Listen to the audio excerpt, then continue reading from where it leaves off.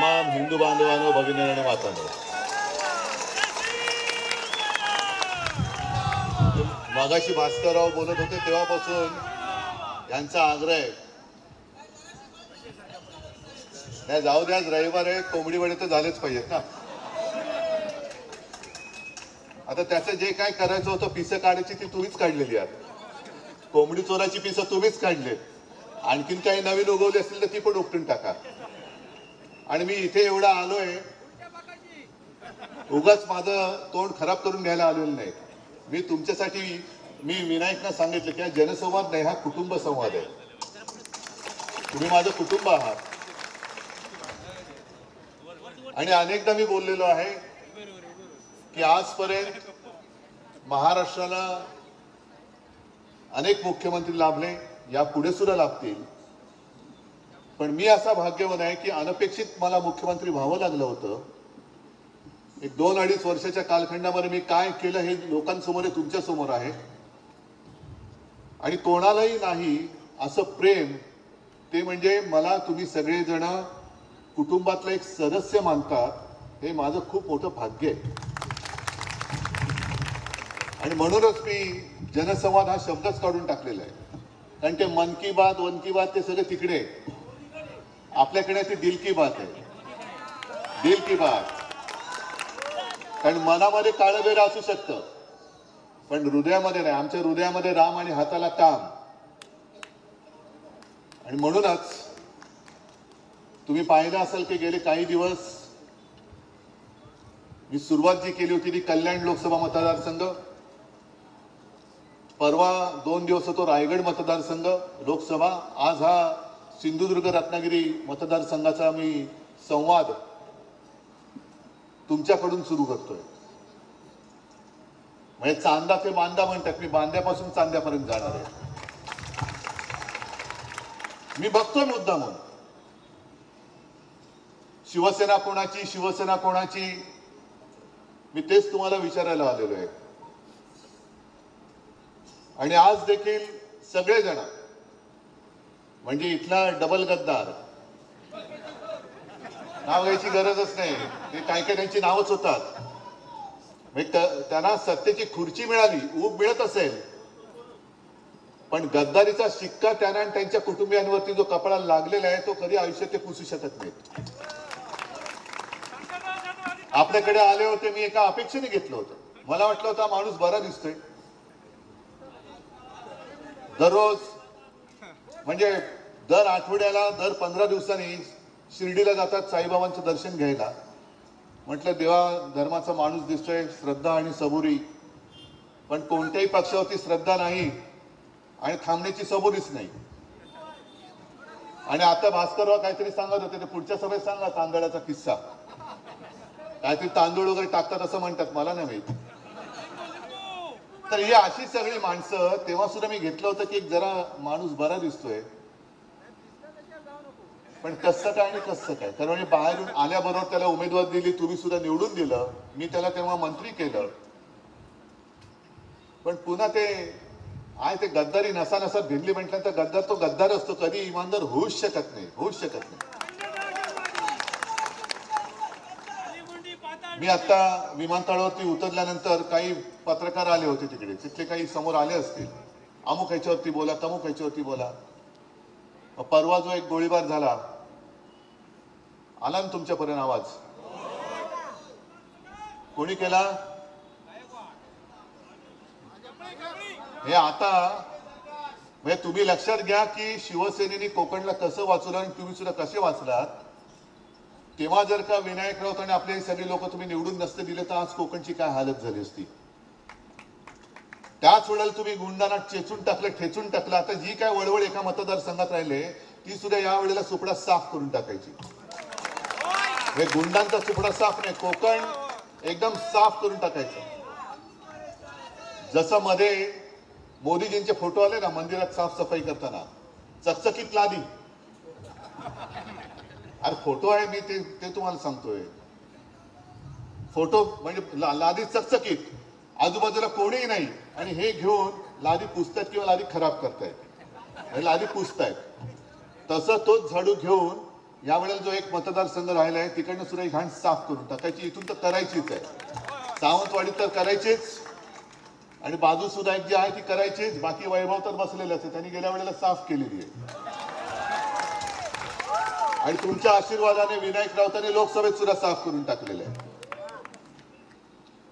गणपत गायकवाडीने जो गोळीबार केला त्याचं पटकन ते व्हिडिओ चित्रीकरण बाहेर आलं. कोणी मागितलं होतं? सीसीटीव्ही फुटेज कोणी मागितलं होतं? आलं. मी मुद्दामून तुम्हाला या गोष्टी सांगतोय कारण कोणी न मागता गणपत गायकवाडीने केलेल्या गोळीबाराचं सीसीटीव्ही फुटेज हे तुमच्यापर्यंत पोहोचलं.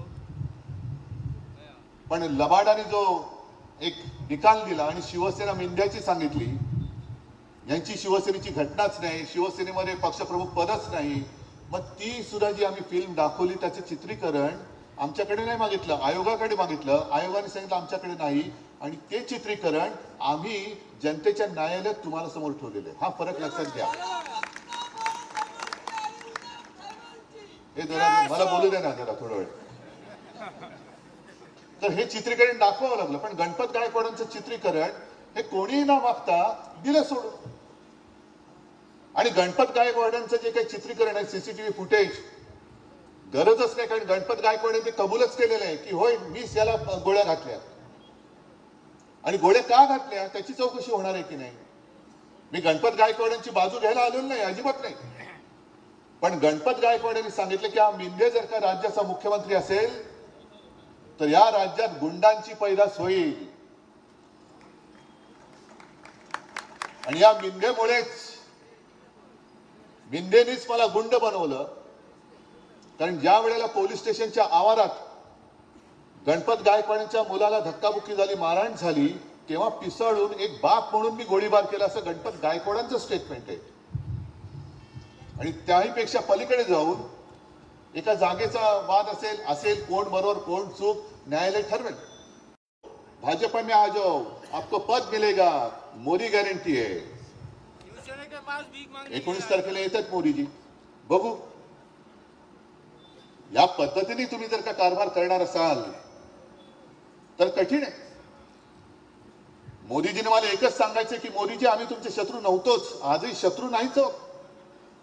आम्ही तुमच्या सोबत होतो, शिवसेना तुमच्या सोबत होती. गेल्या वेळेला आम्ही युतीचा प्रचार केला होता. आमचे विनायक राऊत आणि सगळे इथून जे निवडून आले म्हणून तुम्ही तिकडे पंतप्रधान बसलात. पण नंतर तुम्ही आम्हाला दूर टाकलं. आज देखील आम्ही हिंदुत्व सोडलेलं नाही, सोडू शकत नाही. भगवा झेंडा आमचा कायम आहे.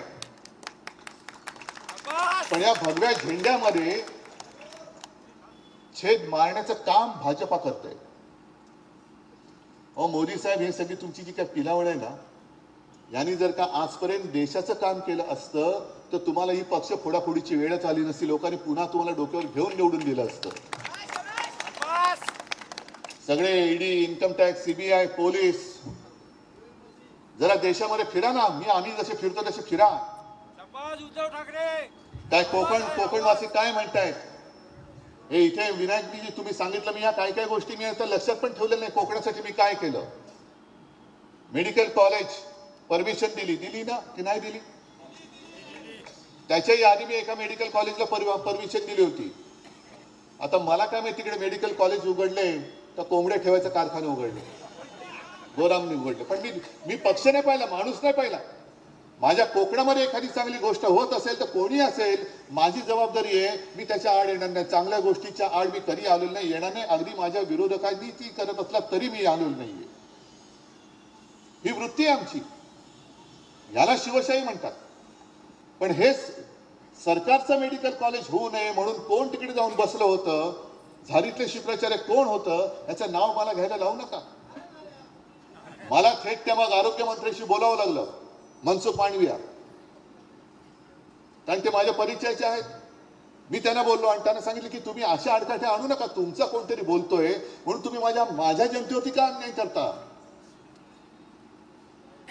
एक तर स्वतः काही करायचं नाही, दुसऱ्याला काही करू द्यायचं नाही आणि दुसरं गटार फुटल्यासारखं बडबडत राहायचं. त्यांच्या नादी कोणी लागत नाही आणि लागू सुद्धा नका. विसरून जा त्यांना, ते कधी होते हे सुद्धा आता मनात ठेवू नका, कारण त्यांचा काडीचाही उपयोग आता कोकणाला आणि राज्याला राहिलेला नाही.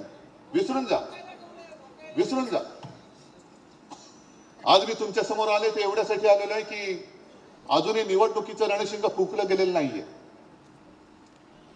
निवडणुकीचा नारळ जेव्हा फुटेल, प्रचाराचा नारळ फुटेल, तेव्हा या मतदारसंघामध्ये मी येणारच आहे, परत येईनच, तो काय प्रश्न नाहीये. आणि मला खात्री आहे मी नुसता प्रचारालाच येणार नाही, तर विजयाच्या सभेला सुद्धा मी येणार आहे. मी विजयाच्या सभेला येणार, कारण कोकण माझं आहे, कोकण माझं आहे. सगळे कोकणवासी जे आहेत, तुमच्यावरती त्यांनी जुलूम जबरदस्ती तेव्हा केली होती, तरी देखील तुम्ही ताठ पाण्याने उभे राहिलात. आणि मला आठवत आहे की एक काळ मधला असा होता की गुंडागर्दीचं इकडे थैमान होतं. आपले गोवेकर काय, आणखीन सगळी ही नावं, वैभव बसलं त्याच्या काकांचं, त्याच्यानंतर सत्यविजय श्रीधर नाईक, सत्यविजय भिसे, ही सगळी नावं, ही कशी कोण होती, काय होती, यांचा अजूनही पत्ता लागलेला नाही. पण तेव्हा जर का तुम्ही कीड चिरडली नसती तर ही परंपरा, ही यांची घराणेशाही, गद्दारांची घराणेशाही ही आज पण चालू राहिली असती. माझ्यासमोर एक, मी मुख्यमंत्री असताना काही प्रकल्प जरूर आले होते. वैभव तू पण आला होता, आपले सगळे इथली लोक आली होती. मग पर्यटनाबद्दल असेल, आदित्य तेव्हा पर्यटन मंत्री होता. कोकणाला चांगलं सागर किनारा लाभलेला आहे, त्याच्यासाठी सुद्धा आपण एक धोरण ठरवत होतो. आणि पर्यटनासाठी एक असा प्रकल्प माझ्या समोर आला होता. मी म्हटलं याची खातरजमा करा आणि गो अहेड. कोणता प्रकल्प होता? पाणबुडी पर्यटन प्रकल्प, सबमरीन. मी गो अहेड दिला त्याला. दुर्दैवाने यांनी गद्दारी करून सरकार पाडलं आणि मधल्या काळामध्ये एक नौदल दिन साजरा झाला, इकडेच किनाऱ्यावरती झाला होता ना, मालवणला, म्हणजे आपल्याच किनाऱ्यावरती. मला पण बरं वाटलं की अरे, अटलजींच्या सुद्धा जे लक्षात आलं नाही ते यांच्या लक्षात आलं. आणि नौदल दिन प्रथमतः मला माझ्या माहितीप्रमाणे कोकणामध्ये साजरा झाला. सगळं तो आपला काय तो ती शक्ती प्रदर्शन झालं, प्रधानमंत्री आले. माझी अशी अपेक्षा होती की प्रधानमंत्री पहिल्यांदा किंवा काही वर्षानंतर कोकणात येत असतील तर कोकणाला काहीतरी भरघोस देऊन जातील. कारण निसर्ग चक्रीवादळात आले नाहीत, टोकतेच्या वेळेला आले नाहीत. त्या संकटामध्ये एक पैसा त्यांनी महाराष्ट्राला दिला नाही, ना कोकणाला दिला, ना महाराष्ट्राला दिला. अवकाळीचा पैसा दिला नाही, संकटात पैसा दिला नाही. आता महाराष्ट्र आपल्या ताकदीवरती उभा राहतोच. आणि महाराष्ट्र नुसता ताकदीवरती स्वतः उभा नाही राहत, तर स्वतःच्या ताकदीवरती देश सुद्धा उभा करतो. ही महाराष्ट्राची ख्याती आहे. पण मला असं वाटलं होतं की पंतप्रधान येत आहेत, काहीतरी भरघोस देऊन जातील. दिलं काहीच नाही. जाताना पाणबुडी, तो सबमरीन प्रकल्प गुजरातला घेऊन गेले. म्हणजे तुम्ही येताय, आता मला अशी भीती वाटते की ते आता महाराष्ट्रात वारंवार यायला लागलेत. देण्यासाठी येत नाहीयेत. मला भीती असे वाटते की जिथे येतात तिकडनं काय ते गुजरातला घेऊन जाण्यासाठी येतात की काय इकडे चल दे, काय इकडे घे. हे असे पंतप्रधान आपल्याला पुन्हा पाहिजेत. मी मुद्दामून, कारण हे पाठ करून बोलणं फार अवघड आहे. तुम्हाला जर मी आज सांगितलं की चला निवडणुकीच्या कामाला लागा, म्हणजे काय करणार तुम्ही? निवडणुकीच्या कामाला लागा म्हणजे काय? नुसतं ओरडत घोषणा देत फिरणार? तसं नका करू. ज्याप्रमाणे आता त्यांचा एक तो रथ फिरतोय, मोदी सरकार, मोदी सरकार. आणि एक गोष्ट मला खूप समाधानकारक वाटते की गावकरी त्यांना अडवतायत, महिला पुढे जाऊन अडवतायत, अधिकाऱ्यांना विचारतायत, अरे हे मोदी सरकार आहे की भारत सरकार आहे? भारत सरकार असताना तू मोदी सरकार कसं काय लिहू शकतो? देशाचं नाव बदलून तुम्ही भारताच्या ऐवजी मोदी ठेवलेत का? नाही, पण आमच्या योजना तर योजना तर आल्या नाहीच, पण योजना मोदी सरकारच्या आहेत का भारत सरकारच्या? म्हणजे आता सुद्धा माझ्या फोनमध्ये एक शेतकऱ्याचं रेकॉर्डिंग आहे. हल्ली त्यांनी फोन सुरू केले, तुमच्यापैकी पण काही जण आले असतील. बरोबर नंबर घेतात, मग विचारतात, आपण भास्करराव जाधव का? तर भास्करराव म्हणतात हो मीच. हा काय तुमच्याकडे तुम्हाला केंद्राच्या योजना कळल्यात का? हो कळल्यात. मग तुम्ही पुन्हा भाजपला मतदान कराल का? पण तो जो शेतकरी विदर्भातला त्यांनी सांगितलं की ताई ऐका, मी आजपर्यंत भाजपला मत देत आलो, जरूर देत आलो, पण आम्हाला काय मिळालं? मग इकडे तो विषय नाही, पण विदर्भातला आहे. सोयाबीनचा त्यांनी भाव सांगितला की 14 साली काय होता आणि आता काय आहे. तुमचं आयात निर्यात धोरण हे कसं आमच्या शेतकऱ्याच्या मुळावर येत आहे. आणि हे सगळं 10 वर्ष मी अनुभव घेतल्यानंतर एक वेळ मी माझ्या मुलाबाळांचं आत्महत्या करेन पण पुन्हा भाजपला मत देणार नाही, हे तो शेतकरी सांगतोय. हे साधे शेतकऱ्याचं म्हणणं आहे. आणि म्हणून मी तुम्हाला सांगतो की तुम्ही आज या सभेसाठी एकत्र आलात. ही सभा आहे, या सभेमध्ये तुम्ही एकमेकात चर्चा नाही करत, पण जेव्हा तुम्ही गावात जाल तेव्हा गावावरती, पारावरती, वाड्यांमध्ये पारावरती झाल्यानंतर कुठे चहाची टपरी असेल, ज्याप्रमाणे 2014 साली भाजपने एक कार्यक्रम केला होता, चाय पे चर्चा. आता आपण उलट करायचं, होऊन जाऊ दे चर्चा. आणि प्रत्येक गावकऱ्यांना, महिला असतील महिलांनी महिलांना विचारायचं, पुरुषांनी पुरुषांना, तरुणांना तरुणांनी. कारण आता जो अर्थसंकल्प सादर केला निर्मला सीतारामन बाईंनी, आम्ही आता देशामध्ये 4च जाती मानतो, एक तरुण, एक महिला, एक गरीब आणि शेतकरी. हे 4ही वर्गांना मी सांगतोय की तुम्ही एकमेकांमध्ये बोला. आणि तुम्हाला गेल्या 10 वर्षांमध्ये म्हणजे मोदींनी जी एक योजना जाहीर केली होती 14 साली, की आम्ही प्रत्येक शेतकऱ्याला प्रत्येक एकरात त्याच्या पिकाप्रमाणे किती खर्च झाले तो काढणार, त्याच्यामध्ये मग आणखीन 50% नफा असं काहीतरी त्यांनी धरला होता, तो त्याच्यात ऍड करणार आणि तो जी रक्कम येईल ती हमी भाव शेतकऱ्याला देणार. त्याला माझं आव्हान आहे, या कोकणामध्ये तसे मराठवाडा विदर्भासारखे शेतकरी तसे नसतील, पण मी महाराष्ट्रामध्ये जो फिरणार आहे तो याचसाठी फिरणार आहे की शेतकऱ्यांना बोला. तुम्हाला पीक विमा वेळेत मिळाला का? इथे काजू आहे, आंबा आहे, तुम्हाला कधी नुकसान भरपाई आता मिळाले का? बरं, पहिला प्रथम मी त्यांचं काही उडं काढण्याच्या आधी इकडे चोक्तेचा फटका बसला होता की नव्हता बसला? निसर्गाचा बसला होता की नव्हता बसला? बसला होता ना. कारण मी आलो होतो तेव्हा इकडे निसर्ग चक्रीवादळाच्या वेळेला मला वाटतं मी आलो होतो. आणि त्यावेळेला मी मुख्यमंत्री असताना जी मी मदत केली होती ती तुम्हाला ज्यांचं नुकसान झालं होतं त्यांना मिळाली होती की नव्हती हे जाऊन विचारा, माझी तयारी आहे. पण हे नुसतं घोषणांचा पाऊस पडतायत आणि अंमलबजावणीचा दुष्काळ असेल तर दुष्काळात 13वा महिना असलेले मोदी सरकार आपल्याला नको, अजिबात नको. आम्हाला आता देशामध्ये 5वी बहुमताचं हुकुमशहाचं सरकार नको. आम्हाला इंडिया आघाडीचं मिलीजुली सरकार चालेल, कारण ते सगळ्यांना सांभाळून घेऊन पुढे जाणारं सरकार असेल. आणि या ज्या काही योजना आहेत या योजना सुद्धा तुम्ही विसरला असाल. एकदा त्यांनी ते भास्करराव तुम्ही आहात, रमेश तुम्ही पण आहात, जे आमदार आहेत, मला वाटतं पहिलंच अधिवेशन असेल देवेंद्र फडणवीसांनी ते काहीतरी भारूड केलं होतं ना, की त्या काय ती बसली ती गावं, एक 2 बसली, एक वसेची ना, एक होईची ना, ते तहीची ना. आणि मी त्याला उत्तर दिलं होतं, 15 लाख रुपये येत आहेत, 15 लाख रुपये यायची ना. विधानसभेच्या सभागृहात बोललो होतो. तसं ह्या ज्या काही घोषणा आहेत, जनधन योजना म्हणजे मला काय माहिती नाही कोणाला किती मिळाल्या, उज्ज्वला योजना, आयुष्यमान भारत योजना, प्रधानमंत्री भारतीय जन औषधी योजना, ही मुळामध्ये काँग्रेसची योजना होती, त्यांनी नाव बदलून परत दिलं.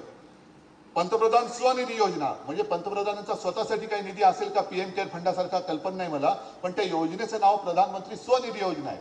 म्हणजे प्रधानमंत्रींचा स्वतःसाठी निधी आहे का, देव जाणे, असेल सुद्धा. जलजीवन मिशन योजना, पीएम किसान योजना, प्रधानमंत्री मत्स्य संपदा योजना. आता हा माझ्या कोकणाशी संबंधित भाग आहे. किती जण इकडे मासेमारीवरती किती जण आहेत, आपल्याकडे कोळी बांधव किती आहेत, त्यांना प्रधानमंत्री मत्स्य संपदा योजना याच्यातला किती लोकांना लाभ मिळाला. पण माझी माहिती अशी आहे की या योजनेचा जास्तीत जास्त लाभ हा गुजरातला मिळालेला आहे. हे सगळं गुजरात गुजरात गुजरात. आम्ही काय असेच पडलेलो टोंगे.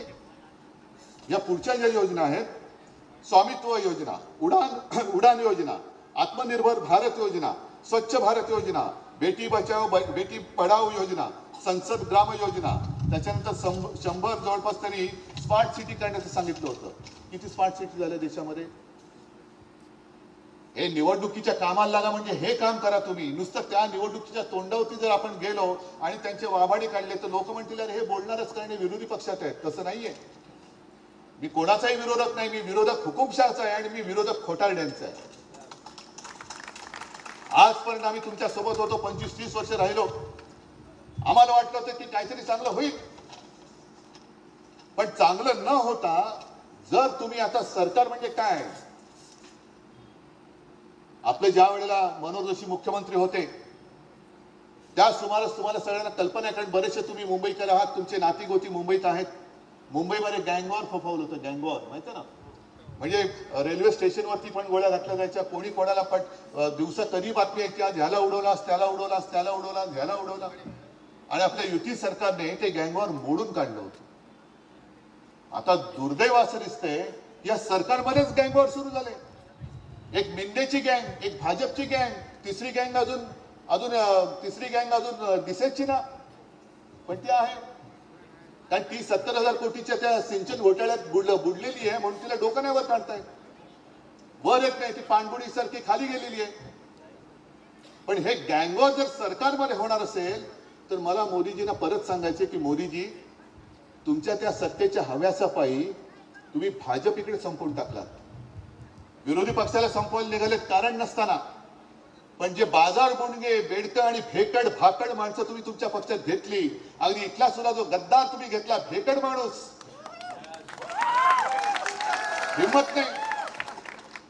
या भेकडांना घेऊन, भेकडांची फौज घेऊन तुम्ही माझ्या निष्ठावंतांच्या फौजेवरती चाल करून येताय. आणि तुमचा पक्ष शिल्लक राहिलाय कुठे?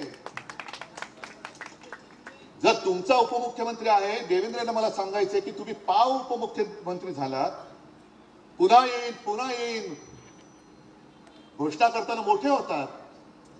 म्हणजे आता तुम्ही त्याला काय म्हणता? मी नाही म्हणत. म्हणजे घोषणा करताना काय होते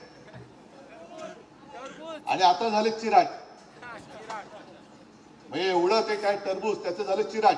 तरी तुम्हाला काय पटत नाही, तरी तुम्ही अजूनही धंदे करताय फोडाफोडीचे. अहो, रात्र जागून मी आजारी असताना, मी जेव्हा काही हालचाल करू शकत नव्हतो, तेव्हा तुम्ही हुडी वगैरे घालून या सगळ्या काळ्या रात्रीच्या ज्या काही करामती केल्या त्या तुमच्या पक्षावरती उलटल्यात. आता तुमचा पक्ष संपलाय, तुमचा पक्ष संपलाय. माझी शिवसेना आहे तिकडे ते उलटा आणखीन वाढले, फोफावले, आणखीन फोफावले. जिथे जातोय तिथे माझ्यासोबत लोक येत आहेत. आणि विशेष म्हणजे हिंदू तर आहेच, पण रायगडच्या 2 दिवसाच्या दौऱ्यात मोठ्या प्रमाणात मुस्लिम लोक बरोबर आले होते. कारण त्यांना पण कळते की अरे यांचं हिंदुत्व वेगळं आहे. यांचं हिंदुत्व म्हणजे धर्मामध्ये आगी लावणारं हिंदुत्व नाहीये. आमचं हिंदुत्व हे घरातली चूल पेटवणारं हिंदुत्व आहे, आणि तुमचं हिंदुत्व हे घर पेटवणारं हिंदुत्व आहे. आणि म्हणूनच मी हा संवाद दौरा सुरू केलेला आहे. कारण तुमच्याशी तुम्हाला कळलं पाहिजे की अरे आहे कोणतरी यांच्याशी लढणार आहे. ही लढाई मी लढतोय, ही लढाई तुमच्या ताकदीवरती लढतोय, तुमच्या भरोशावरती, तुमच्या आशीर्वादावरती. अजूनही भारतीय जनता पक्षाला कळत नाही की हा उद्धव ठाकरे एकटा याचा पक्ष फोडला, पक्ष चोरला, निशाणी काढली. यांच्या लोकांवरती आम्ही ईडी, इन्कम टॅक्स, सीबीआय सगळं लावतोय, तरी सुद्धा उभा कसा? कारण उद्धव ठाकरेचा जीव हा समोर बसलेला आहे. उद्धव ठाकरेची ताकद ही समोर आहे. आणि ही ताकद, यांचं संरक्षक कवच जोपर्यंत हे माझं वडिलोपार्जित कवच आहे. होय, मी घराणेशाहीचा वारसा घेऊन पुढे चाललेलो आहे. आणि हे जोपर्यंत माझ्या सोबत आहे तोपर्यंत असे किती गद्दार होत, मला त्याची पर्वा नाही. कारण गद्दारांना गाडण्याची मला गरजच नाही. तुम्हीच बसल्यात तिथल्या तिथे चिराट्यासारखं ते फोडून टाकाल तुम्ही. आणि ही निवडणूक ही फार महत्वाची आहे. दरवेळेला निवडणूक ही महत्वाची असतेच, पण यावेळेची निवडणूक ही फार महत्वाची ती एवढ्यासाठी आहे की दरवेळेला 26 जानेवारीला आपण प्रजासत्ताक दिनाच्या शुभेच्छा देतो. हल्ली इथे एक मोबाईलमुळे ते झाले, happy Ganpati Chaturthi, happy Diwali, happy new year, happy ते. तसं प्रजासत्ताक दिनाच्या पण शुभेच्छा. मला फक्त एवढीच धास्ती की जर यावेळेला पुन्हा हे राक्षस तिकडे बसले, ज्यांनी गँगवॉर आज मुंबईमध्ये सुरू केलेले आहे, हेच जर का पुन्हा तिकडे बसले तर पुढचा 26 जानेवारी उजाडणार नाही, प्रजासत्ताक दिन असणार नाही. तो हुकुमशाह सत्ताक दिन आल्याशिवाय राहणार नाही. आणि त्याच्यासाठी तुम्हाला सर्वसामान्य जनतेला एकवटून ही हुकुमशाही गाडावी लागेल. आणि मला खात्री आहे की या उन्हामध्ये, कारण आता अजूनही फेब्रुवारीचा पहिला आठवडा आहे, निवडणुका तर मार्च एप्रिलमध्ये रणरणत्या उन्हामध्ये होणार, पण आज सुद्धा उन्हामध्ये तुम्ही आलात. आज तर रविवार, म्हणजे खरं कोंबडी चोराचा नाही, कोंबडी वड्याचा वार. तरी देखील तुम्ही आलात म्हणजे तुम्ही निश्चयाने आलेला आहात. अनेकदा आपण टीव्हीवरती बघतो की यांच्या बैठकीमध्ये, मीटिंगमध्ये खुर्च्याच खाली असतात. आमच्याकडे जे उभे आहेत त्यांना खुर्च्याच नाही आहेत, कारण इकडे एक सुद्धा भाड खाऊ नाही आलेला. इकडे तुला भारत आलेली नाही. माझ्याकडे खाण्याची माणसं नसतात. माझ्याकडे रक्ता मांसाची आणि माझ्या हृदयाशी जोडली गेलेली माणसं असतात. आणि या सगळ्या तुमच्या माझ्या हक्काच्या, नात्याच्या, रक्ताच्या जनतेवरती भरोसा ठेवून मी लढाईला उभा राहिलेलो आहे. सोबत राहणार आहात? सोबत राहणार आहात? पण ज्या पद्धतीने त्रास देत आहेत, जुन्या केसेस बाहेर काढतायत, अरे काढा, थोडे दिवस आहेत, नंतर आमचे दिवस येतील तेव्हा बघा कशी तुम्हाला जाऊ दे. आता काही शब्द बाळासाहेबांचे आठवतात पण मला बोलता येत नाही. उद्धवसाहेब ठाकरे आमची ठीक आहे. तुमच्या सोबत आहोत. चक्रीवाढ व्याजासह, भास्करराव म्हणतात व्याजासह चुकता करू, म्हटलं नाही, चक्रीवाढ व्याजासह. आणि एकदा असं त्यांचं डिपॉझिट जप्त करायचं की सगळं सावंतवाडी विधानसभा असेल, हा सिंधुदुर्ग रत्नागिरी असेल, इकडे जे आपल्या अंगावरती आले त्यांचं नाव पुढची पिढी विसरून गेली पाहिजे. आहे तयारी? ठीक आहे, सगळ्यांना शुभेच्छा देतो. जय हिंद, जय महाराष्ट्र.